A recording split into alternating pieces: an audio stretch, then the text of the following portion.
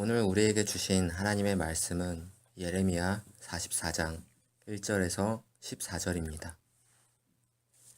이 말씀은 주님께서 이집트 땅에 사는 모든 유다 사람들, 곧 믹돌과 다바네스와 멤피스와 상, 이집트에 사는 유다 사람들에게 전하라고 예레미야에게 하신 말씀이다. 나 만군의 주 이스라엘의 하나님이 말한다. 내가 예루살렘과 유다의 모든 성읍에 내린 모든 재앙을 너희가 분명히 보았다. 보아라, 그 성읍들은 오늘날 아무도 살지 않는 폐허가 되었다. 그것은 그들이 자기들도 너희도 너희 조상도 알지 못하는 다른 신들에게 제물을 살라 바치며 섬김으로써 나를 노하게 한 죄를 저질렀기 때문이다. 나는 나의 종 예언자들을 너희에게 모두 보내고 또 거듭하여 보내면서 경고하였다. 제발 이렇게 역겨운 일을 하지 말라고 하였다. 그것은 내가 미워하는 일이라고 하였다. 그런데도 그들은 듣지 않고 귀를 기울이지 않았다. 그들은 여전히 다른 신들에게 제물을 살라 바치면서 악에서 돌아서지 않았다. 그래서 내가 나의 타오르는 분노를 퍼부어서 유다의 성읍들과 예루살렘의 거리들을 불태웠고, 그래서 그곳들이 모두 오늘날과 같이 폐허와 황무지로 바뀌어 버렸다.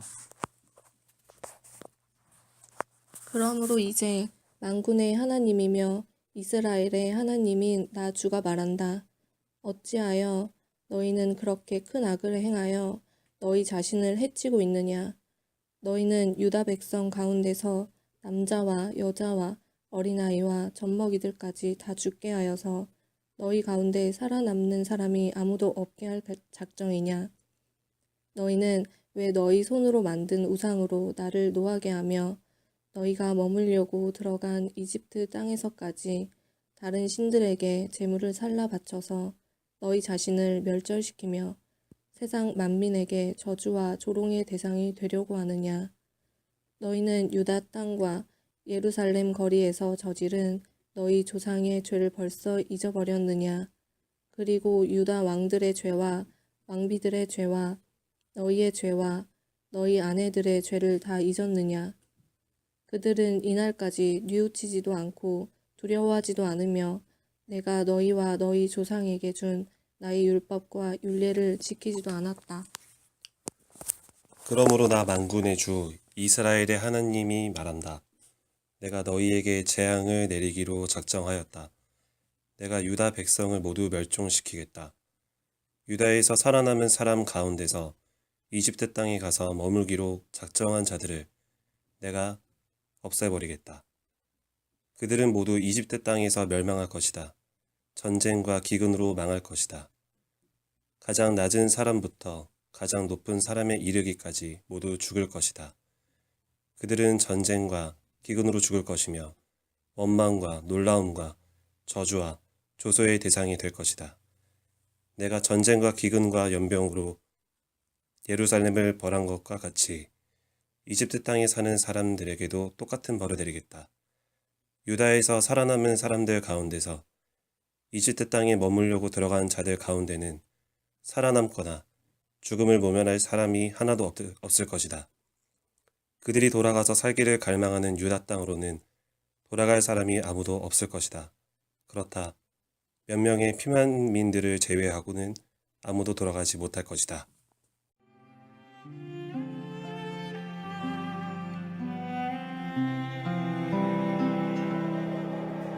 내 안에 가장 귀한 것 예수를 알미라. 그 은보다 더 귀한 것 예수를 알미라. 세상 지식보다 귀한 것 예수를 알미라.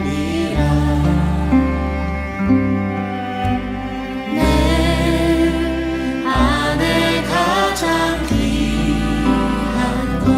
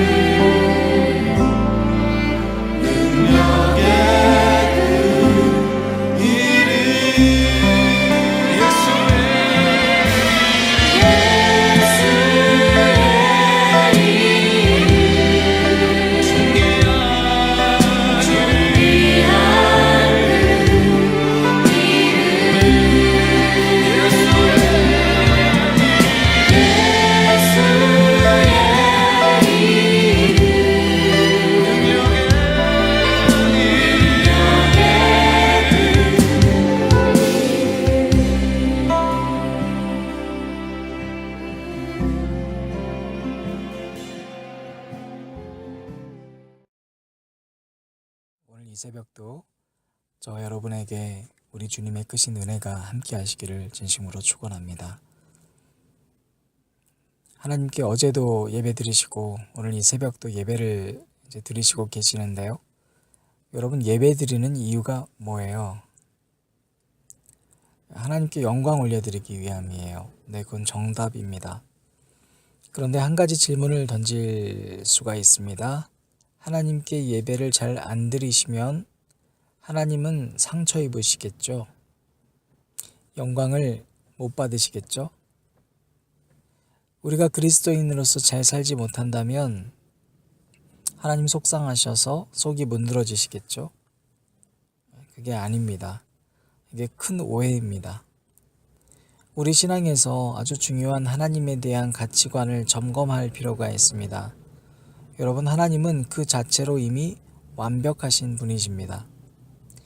영광 받으시는 분이 아니라 사실은 이미 영광 그 자체이신 분이십니다. 욥기 35장에서는 엘리후가 이렇게 말을 합니다. 욥에게 하는 이야기인데요. 그대가 범죄한들 하나님께 무슨 영향이 있겠으며 그대의 악행이 가득한들 하나님께 무슨 상관이 있겠으며 그대가 의로운들 하나님께 무엇을 드리겠으며 그가 그대의 손에서 무엇을 받으시겠느냐. 엘리후가 이런 얘기를 하는 이유는 욥이 그의 마지막 변론에서 나는 정말로 옳게 살았다는 이야기를 하고 있기 때문입니다. 그러니까 엘리후가 말하기를 욥 선생님이 범죄한다 한들 하나님한테 영향 없습니다. 의롭게 산다고요? 그거 참 좋은데 의롭게 산다고 해서 하나님 뭘 받으십니까? 이렇게 얘기하는 거예요. 정말 우리가 오늘 하루 범죄한다 해서 하나님이 그 범죄에 대한 영향을 받으시는가? 아니에요, 여러분. 만약에 우리의 죄 때문에 그분이 영향을 받으신다면 하나님 당장 난리 나셨을 것 같아요. 그래서 엘리후는 이어서 이렇게도 말합니다. 그대의 악은 그대와 같은 사람에게나 있는 것이요 그대의 공의는 어떤 인생에게도 있느니라. 세번역 성경을 보면 또 이렇게 돼 있어요. 욥 어른께서 죄를 지었다고 해도 어른과 다름없는 사람에게나 손해를 입히는 것이며 욥 어른께서 의로운 일을 했다 해도 그것은 다만 사람에게나 영향을 미칠 뿐입니다. 한마디로 무슨 말입니까? 하나님한테 범죄 저지른다고 해도 하나님한테는 티끌만큼 영향 없어. 아무 손상도 안 가. 그러니까 의롭다고 하나님한테 영향 가는 거 아니야. 이 얘기를 지금 엘리후가 욥에게 해주고 있는 거예요. 어제 주일 예배 때 말씀드렸습니다. 달꿈예술학교는 가치관이 하나님 나라입니다. 그래서 세상에서 세워진 학교랑 다릅니다. 모든 수업에서 지각을 해도 벌점 제도 같은 거 없습니다. 숙제를 안 해오는 거 벌점 같은 건 없습니다. 그런데 여러분, 그거 숙제를 잘 안 하면 제가 손해를 받을까요? 학교가 손해를 받을까요? 죄송한데 1도 없습니다. 결국엔 학생 손해인 것이죠. 지각하면 지각하는 만큼 받을 수 있는 교육도 줄어듭니다. 문제는 사람인지라 마음은 속상한 것 같아요. 선생님들의 마음은 더 열심히 하면 좋을 텐데 혹은 지각하면 안 될 텐데 그런 속상함이 있습니다. 그런데 하나님은 여러분 속상함 자체가 없으십니다. 그냥 완벽하신 분이기 때문입니다.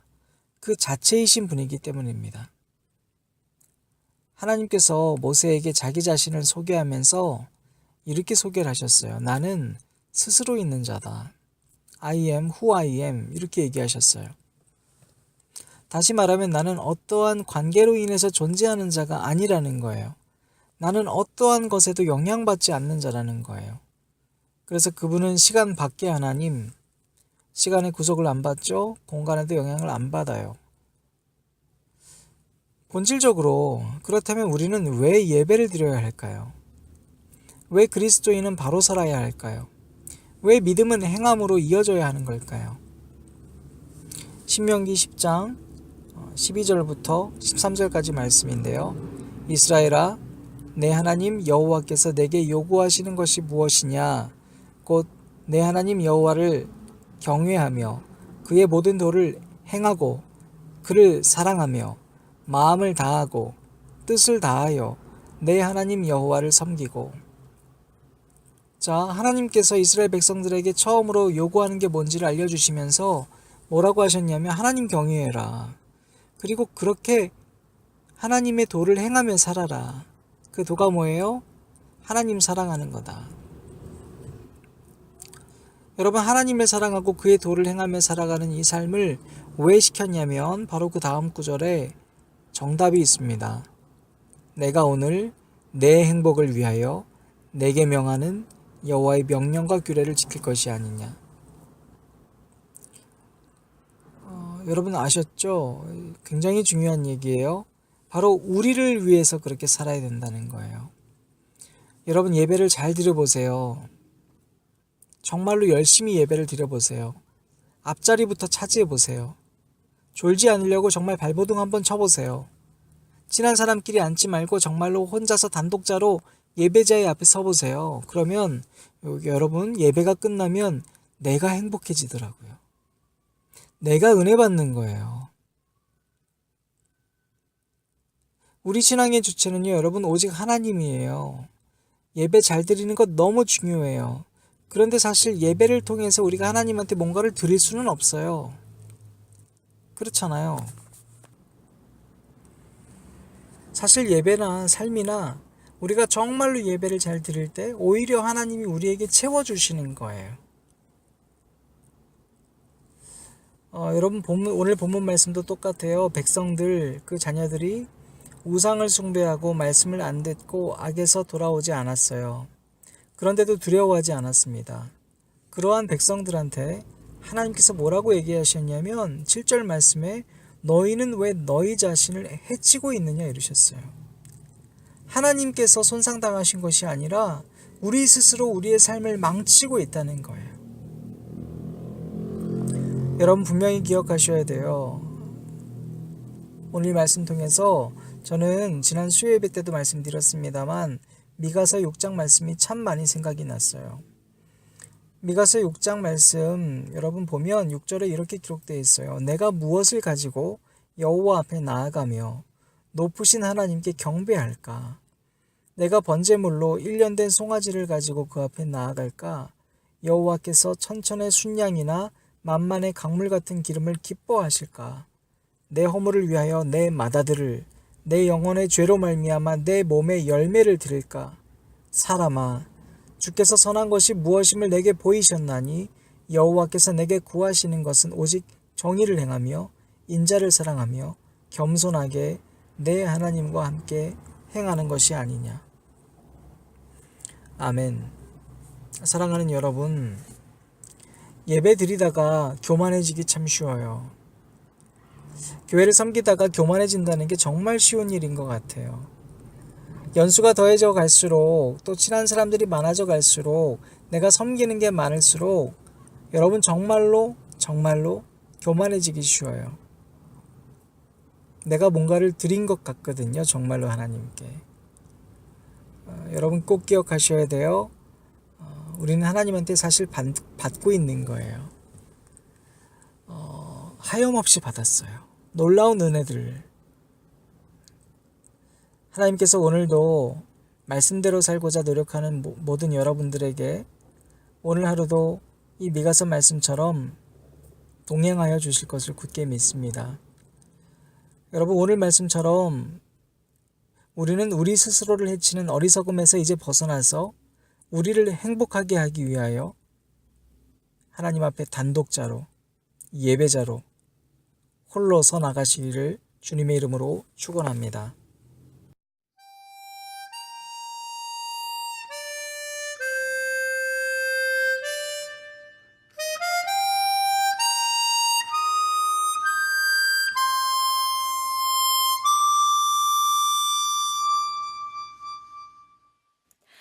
화려하지 않아도 청결하게 사는 삶, 가진 것이 적어도 감사하며 사는 삶, 내게 주신 작은 힘 나눠주며 사는 삶, 이것이 나의 삶의 행복이라오.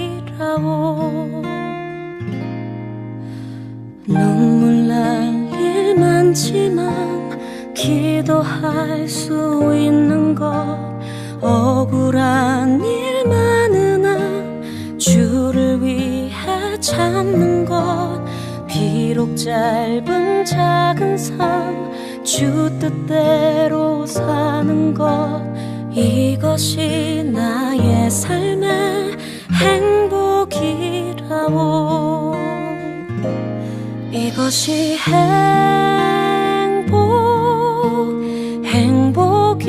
행복이라오.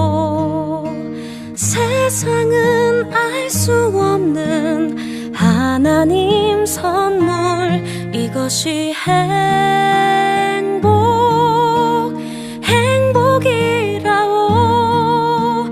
하나님의 자녀로 살아가는 것, 이것이 행복이라오.